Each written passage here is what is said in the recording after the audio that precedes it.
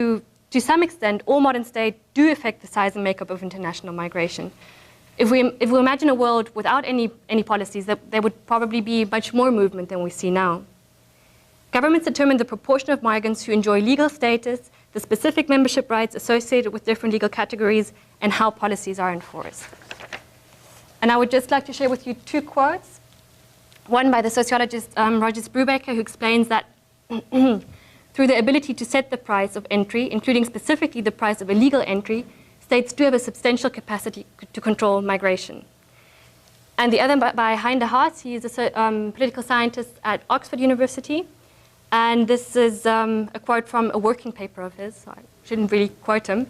But he says that since state policies simultaneously constrain or enable immigration and emigration of particular age, gender, skill, ethnic, regional groups along particular geographical pathways, states perhaps play a more significant role in structuring immigration through influencing the initial composition of spatial patterns of migration rather than in affecting overall volumes and long-term trends, which particularly in liberal democracies appear to be primarily affected by other economic, social, and cultural migration determinants. So again, what I'm looking at here is the question in how far policy does have a big impact on the original emergence of new flows. In this context, we have to see that Latin American immigration policy making has differed from European and US American policy in recent years. At a time in which many European and US American governments formulated restrictive policies in the light of national security, the war on terrorism, or the global economic crisis, some Latin American countries have liberalized their immigration laws and regulations. To give a few examples, Argentina, Brazil, and Chile all passed mass amnesty in the past 5 years. In 2004, Argentina introduced a completely new migration law, which grants a number of social rights, such as the access to healthcare and education, even to irregular migrants. Both Argentina and Ecuador in the new constitution of 2008, clearly state the people's right to migrate. There are very few countries worldwide that do that. In June 2008, as I mentioned before, Ecuador furthermore implemented this general visa-free travel, although they reintroduced a few exceptions now. I think one can say that apart from Puerto Rico, which obviously falls under the US jurisdiction, Costa Rica and Mexico are perhaps the only two countries in the region that still pursue rather restrictive policies. And they're obviously, in both cases, US influence doesn't seem to be, is a possibility, put it that way. But my point here is that this policy differential between Latin America and Europe really invites us to explore the impact of these policies on these new African flows. It is true, too, that the literature in general warns us to over-hastily categorize all European immigration policy as becoming more restrictive. But I think especially in the field of asylum policy, there is clear proof of more restrictive policies. And furthermore, there have been some studies that say that there has been increasing closure, especially towards Africans. These studies talk about the difficulty of getting visas, even for short-term stays, and the extraordinary stepping up of immigration controls, not only within Europe, but in cooperation and collaboration with North African governments.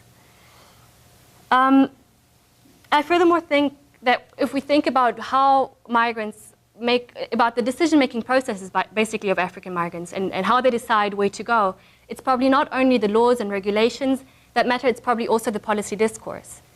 And here, perhaps because they have been more concerned with the emigration of their own nationals to Europe and the United States, many Latin American governments have really focused on migrants' rights. And I would like to give you two examples. One is the Foreign Minister of Ecuador, Maria Isabel Salvador, and she quoted President Correa in the United Nations in September 2009 by saying, "There are no illegal human beings, only practices that violate the rights of persons." And this really has been the public discourse of Correa and his government, at least until up to very recently. To give you a second example, the Director of Immigration of Argentina, Fernando Manzanares, in 2010, in an interview with journalists, polemically declared that African migration to Latin America was a reflection of history. what happened with European immigrants 100 years ago is now happening with African immigrants. And to come back to your earlier comment, obviously this is quite an euphemistic statement if we remember that the open doors policy of Argentina has been hugely tainted by racist ideology and by the idea that the underdevelopment of Argentina was due to the racial inferiority of the people and that they needed to bring Europeans to cure this inferiority. So I think in any case, if that's the discourse, if this is the discourse we saw in Latin America, we still see in Latin America, it stands in sharp contrast to the recent European debate about African immigration, especially after the influx of migration after the social uprisings in North Africa, where, for example, Berlusconi spoke about the fact that Italy could not cope with the human tsunami, he said, of Africans floating into Italy. And so I'm wondering whether the general anti-immigrant rhetoric of right-wing populist parties in Scandinavia, France, and Italy, whether that's something that influences migrants' decision, where to go, and their understanding of the risks and costs they would have to accept if they in fact tried to reach Europe. So basically, conceptually, what I'm thinking is, if Latin America and Europe, to simplify the argument, only talk about Europe and Latin America, if they had the same kind of restrictive policies, Africans would probably all keep moving to Europe because they there could best maximize their income and best maximize their situation. But I'm thinking, what happens if Latin America, what happened when Latin America in recent year really liberalized and to some extent opened up their doors? Does the calculation of Africans of where to go then change? I will now turn very, very briefly, just to give you a little bit of an idea of the two big groups of Africans in Argentina and Ecuador. I think it was first in 2006, and then I forgot about this topic for years. It was first in 2006 that I was in Buenos Aires, and I saw Africans in the street of Buenos Aires, and I felt, this is weird. They don't look like tourists. They don't look like businessmen. What is going on? And I asked my friends, and they said, yeah, no, we've also been noticing this. As I said, I totally forgot about it. And I certainly wasn't aware that I most probably saw Senegalese immigrants. Senegalese have filed about 80% of African asylum applications in Argentina from 2000 to 2009, which were 800 applications. The UNHCR estimates that the real number of Africans in Buenos Aires ranges between 3,000 and 5,000. So obviously, not all people make asylum claims. Also, I don't know who of you knows Buenos Aires and the neighborhood of Once, but it has gained a new nickname, Le Petit Dakar, because of Senegalese living there. According to both the Argentine Migration Department and there is, in the case of Argentina and the Senegalese, there are some ethnographic studies that were mostly conducted by sociologists who went out and did qualitative research and interviewed these migrants. And according to these studies, most of them are economic migrants. They came because they couldn't find any work back home or because they wanted to improve their or their family's situation. Most of them work as street vendors, and almost all send remittances back home. Again, this is intriguing. One wouldn't think that you can make so much money basically selling jewelry in the streets. You know? The most common route of access is through Brazil. Apparently, it is more easy for Senegalese to get Brazilian visas, so they enter Brazil, but then interestingly enough, they don't stay in Brazil. One might think that would be more reasonable because there are more black people in Brazil, because the economic development of Brazil has been far better than Argentina's in the past years, but they don't. They move to Buenos Aires. Very often with the help of smuggling networks. So their entry remains undocumented unless, again, they make asylum claims to legalize the situation. I think that the motivation of Senegalese immigrants to Argentina can be described as medium to long-term immigration with the purpose of income maximization. It is likely that not only higher wages, but the opportunity structure, which facilitates the access to social rights in Argentina, make the country an attractive destination for settlement. In the case of Ecuador, I can talk about my own experience. I was able to interview about 25 Nigerian immigrants and the leader of the Nigerian community when I was there now in July and August. in Quito. And according to these interviews, most Nigerian immigrants are male members of the Igbo tribe and between 20 and 40 years old. According to their leader, the vast majority comes not with the motivation of staying in Ecuador, but with an onward journey to the United States. There also were, and this is difficult for me, because when I first arrived, it was very difficult to talk to people, and they told me, no, we're tourists. We've been tourists for 1.5 years. We're learning Spanish since 1.5 years, but they didn't speak any Spanish. And then I spoke to the police, and they told me, no, they're all drug traffickers. There are incidences of drug trafficking, and I spoke to a few migrants who were detained in a detention center because they were caught, and they most probably will be deported. But I don't think that that is the story of the majority of the people coming. The majority of the migrants I interviewed hold university degrees. And many explained that their families or friends, not only in Nigeria, but across Europe and Africa, paid for their journey, paid for their stay in Ecuador, and would potentially pay for their upward journey. They're not the poorest of the poor. They're very educated people who confront a lot of racism in Ecuador and find it very hard to find any kind of temporary work, to legalize their situation. Many have the idea.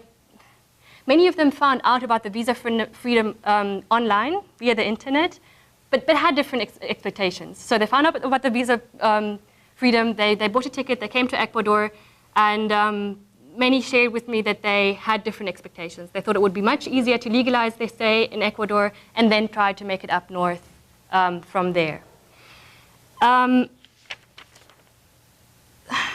So I also found that some stay. Yeah. And so you hear a lot of educational opportunities, right? Do you is it something you buy or not? That they're educated? No, that they want. That's the reason for the economy. No, I think the reason for them. Sorry if that was unclear. The reason is economic. They basically explain that despite their degrees, many of them had jobs in Nigeria, but I think they see it as an opportunity to improve their situation. Many of them had university degrees, so they studied in Nigeria. The point I'm trying to make is that they're definitely not the poorest of the poor, definitely not the most uneducated, but they maybe because of their education and because of their financial resources, they're able to take this opportunity and move to Ecuador.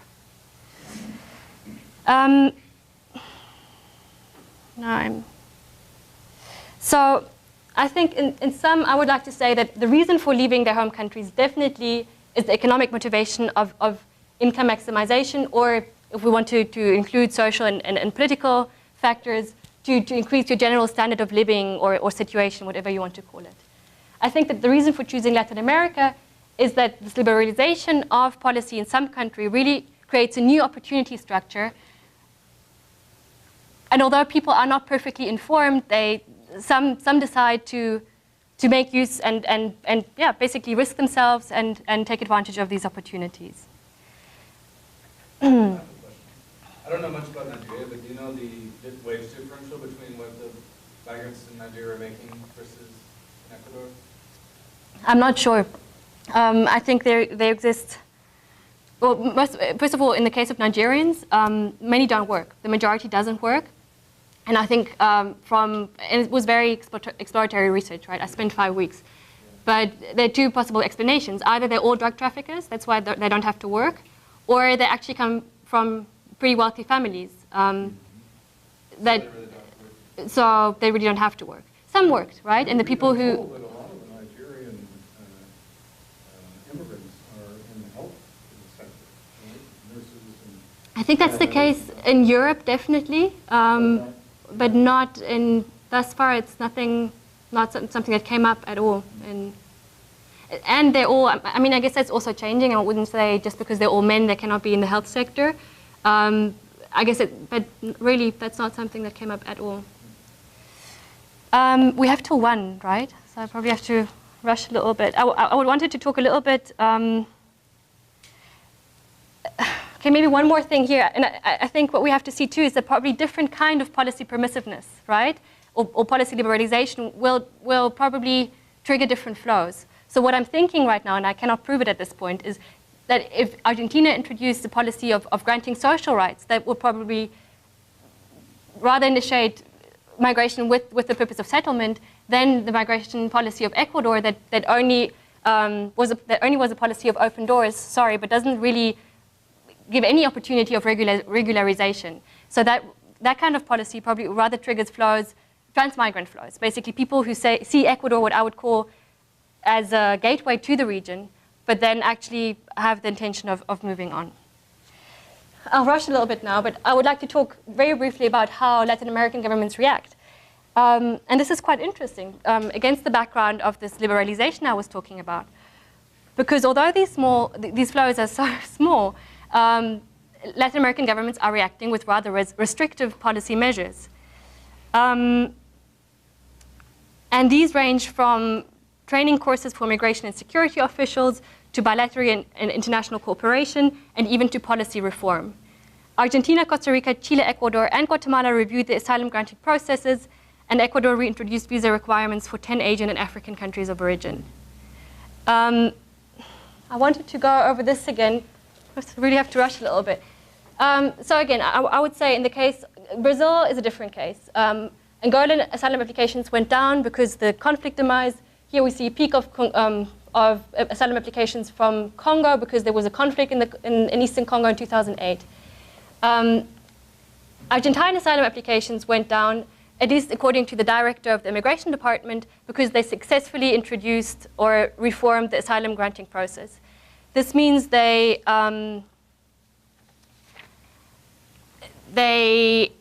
they did it, but they increased the prosecution of human smugglers. They tried to better coordinate the work between the Dirección Nacional de Migración, the migration department, and the police. And they also increased the collaboration between the Argentine and Brazilian foreign ministries, right? Because the people mainly come from Brazil. I think we have to be, and that's why the whole, and I need your help on this. That's why thinking about this in quantitative terms is so difficult. Because just because asylum applications went down, that doesn't necessarily mean that the people left or that less people are coming. It just means that less people make asylum claims, maybe because they see that these claims are now, with the reform, not successful anymore, right? So that's what we see. In the case of Mexico, this is in, I guess, I cannot even read the numbers now, but I guess around 2006 or 7, this peak of Ethiopian and Eritrean asylum applications. I spoke to people at the National Migration Department of Mexico. They couldn't explain this peak, but they shared with me a different interesting fact, I think. They believe that a lot of Africans don't really have any kind of motivation to make asylum claims in Mexico, because even when they're detained, they can only be detained for 90 days. They're then released with a court order to leave the country, which is not enforced, so they're not taken to the border. So basically, even if they get detained, they are released after 90 days, and if we assume that their motivation is to reach the United States, they can then attempt that onward journey. In the case of Ecuador, I apologize, this data only goes up to 2009. Very recently, in the past few months, Ecuador did not only, they reintroduced the visas a year ago, 2010, and now in the last few months, they also made the asylum granting process more difficult. There are a lot of NGOs and migrant rights activists who find that extremely problematic, because what happens now, you have a pre-selection process, basically, where one person of the the refugee department interviews the potential applicant, and within 10 minutes decide whether the person is allowed to apply or not. Now, when we think about the kind of countries that now require visas to get to Ecuador again, Somalia, Eritrea, Ethiopia, I mean, these are countries that potentially do produce refugees. So maybe as a side comment. These are right questions now, or should we hold on? Maybe I can quickly rush through the end, and then I'll try to finish in a few minutes, and then maybe we can do questions. Just thinking what to leave out. Maybe, so I won't go through all of it, but at this OIS conference, different kinds of concerns were discussed, including immigration control, security concerns, and what I would call migration in the context of international relations. So immigration control, obviously, if we're dealing with irregular flows, no government likes that, right? But another thing that was mentioned was the overstrain on underdeveloped asylum systems. And here I just wanted to show that the proportion of African asylum applications really varies across the region. So I think it is reasonable that for the Caribbean, maybe not Latin America in the strict sense of the word, but if almost all of the asylum applications you receive or have ever received come from Africa and are new, obviously it might be difficult to deal with them. In the case of Ecuador, however, it seems unlikely that a few hundred African immigrants compared to the Colombian asylum applications they receive overstrain the system. Here we really have to search for other reasons, such as racism or whatever the case may be, to explain these policy reactions. So I think a point worth making from a theoretical perspective is that what we might see is that leftist governments in Latin America, such as Argentina or Ecuador, actually face the reverse dilemma of European and American governments. And with that, I mean that in the case of the latter, scholars have described a certain reject but receive policy, right? That governments, in the interest of the national vote, say that they absolutely are against irregular immigration and that they will implement restrictive policies, but that they really covertly tolerate these flows in the interest of cheap labor, the economy, and employers, right? This kind of argument. So I think that the pro-migrant discourse and the de facto implementation of liberal or permissive immigration policies by leftist Latin American governments seem to be tightly connected to their ideological political projects and the condemnation of US American and European policy in general, and especially with a view to the closure towards their own nationals, right? So a little bit of, we show you how it should be done, right? But when these policies actually resulted in increasing flows from poorer countries of African and Asian origin, the same governments felt the need to implement restrictive policies. So maybe to, yeah. So now this is sort of the empirical background, and the question obviously as academics is what kind of research agendas should we develop? What kind of questions should we now really ask, or what kind of things should we try to prove? And I think in migration theory in general, there are like usually two separate sets of questions that are being asked. One are the determinants of migrant flows, and the other is the question, what determines immigration policy?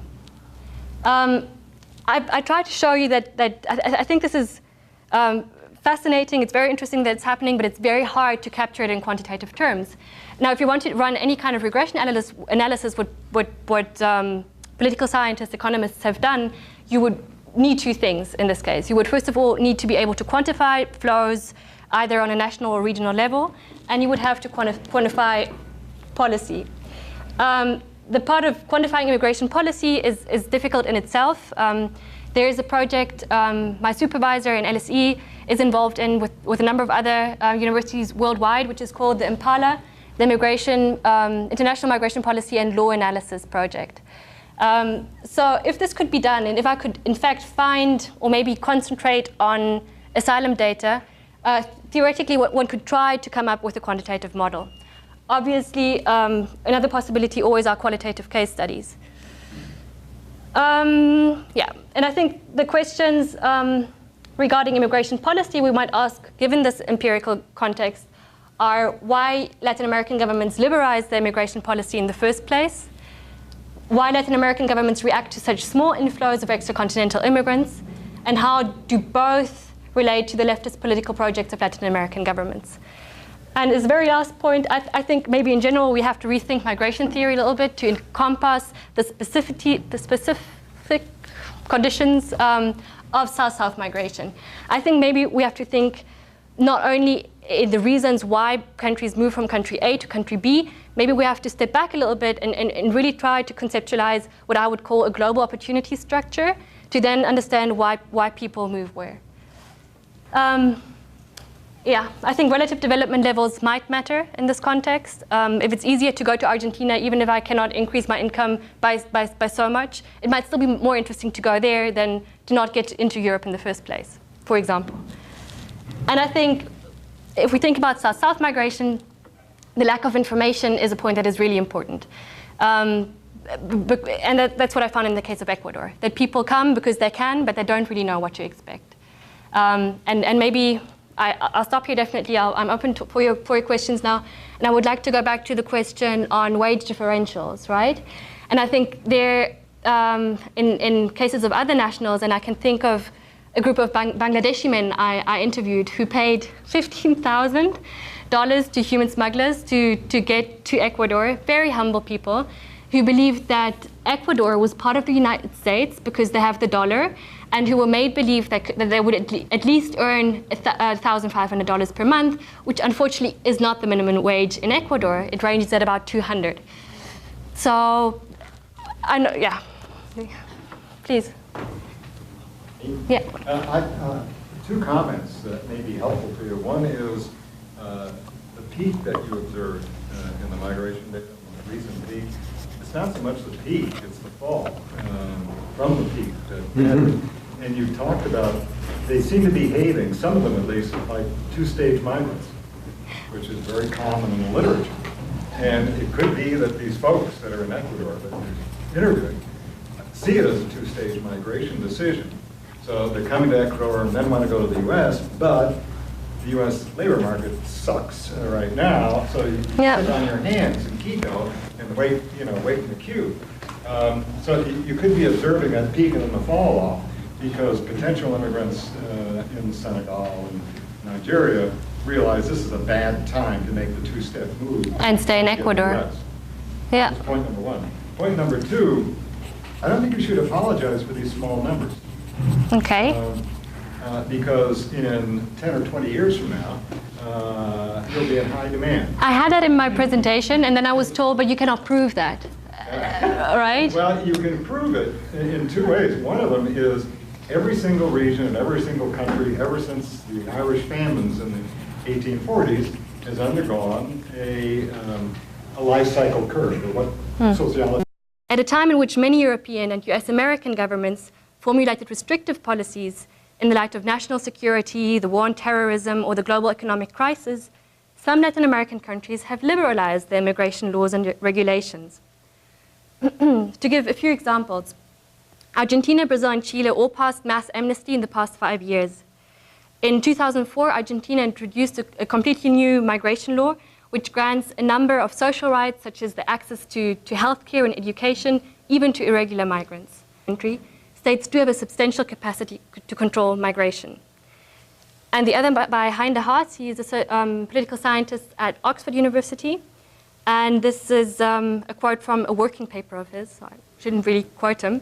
But he says that since state policies simultaneously constrain or enable immigration and emigration of particular age, gender, skill, ethnic, regional groups along particular geographical pathways, states perhaps play a more significant role in structuring immigration through influencing the initial composition of spatial patterns of migration.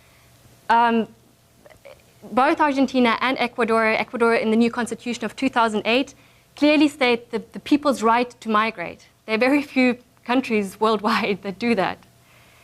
In June 2008, as I mentioned before, Ecuador furthermore implemented this general visa-free travel, although they reintroduced a few exceptions now. I think one can say that apart from Puerto Rico, which obviously falls under the US jurisdiction, Costa Rica and Mexico are perhaps the only two countries in the region, rather than in affecting overall volumes and long-term trends, which particularly in liberal democracies appear to be primarily affected by other economic, social, and cultural migration determinants. So again, what I'm looking at here is the question in how far policy does have a big impact on the original emergence of new flows. In this context, we have to see that Latin American immigration policy making has differed from European and US American policy in recent years. To some extent, all modern states do affect the size and makeup of international migration. If we imagine a world without any policies, there would probably be much more movement than we see now. Governments determine the proportion of migrants who enjoy legal status, the specific membership rights associated with different legal categories, and how policies are enforced. And I would just like to share with you two quotes. One by the sociologist Rogers Brubaker, who explains that through the ability to set the price of entry, including specifically the price of illegal entry,